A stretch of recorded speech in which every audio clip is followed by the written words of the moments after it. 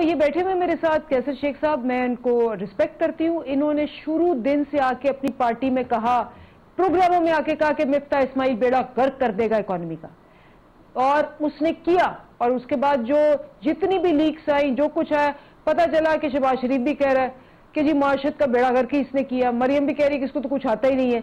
खुद बेड़ा गर्क करके सारी इकोनॉमी का लोगों को आज अगर पेट्रोल जो है वो मिल रहा है उस दाम जो कि 100 आप देखें 139 से 239 पे गया।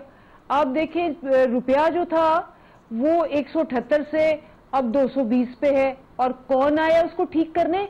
ये वही बंदा है इसहाक डार, जिसने 2017 में जब ये वजीर खजाना था, इसने खजाना लूटा।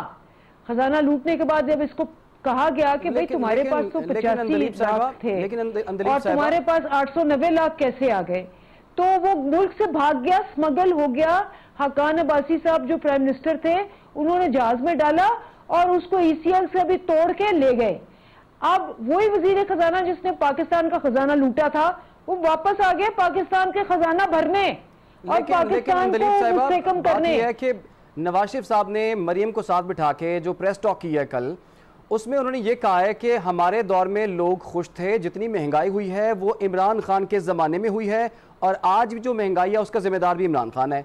फिर उन्होंने ये कहा है कि हम पे इतना जुल्म हुआ है, इस जुल्म का इजाला होना चाहिए। आपको लगता है कि नवाज शरीफ साहब पे उनकी फैमिली के साथ जुल्म हुआ है ऐसे केसेस बनाकर, जो कि आज अब उन केसेस से वो बरी हो रहे हैं?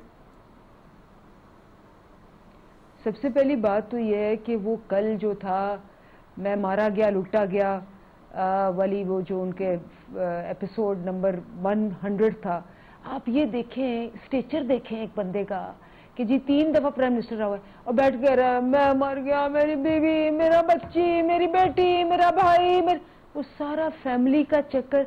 यहाँ 3 करोड़ बंदा मर रहा है, भाई तुम खुद कहते हो तुम ठीक हो, तुम आके उनकी बात कर लो, उनके मुतालिक सोच लो।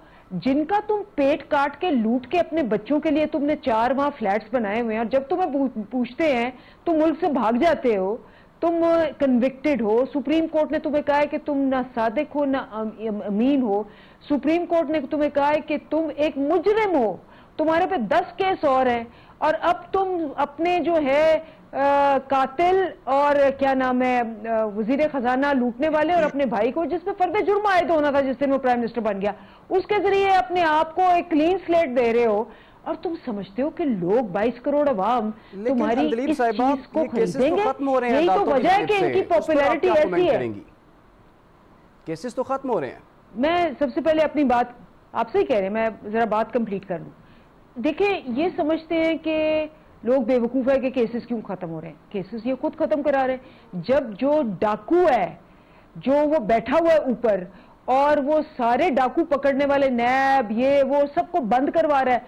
आप छोटी सी बात देखें, नैब में क्या कहा है, उन्होंने कहा जी नहीं, अक्यूज्ड जो है वो प्रूव नहीं करेगा कि मेरे पास इतना पैसा कैसे आया। जो अक्यूज कर रहा है वो करेगा, वो कैसे करेगा?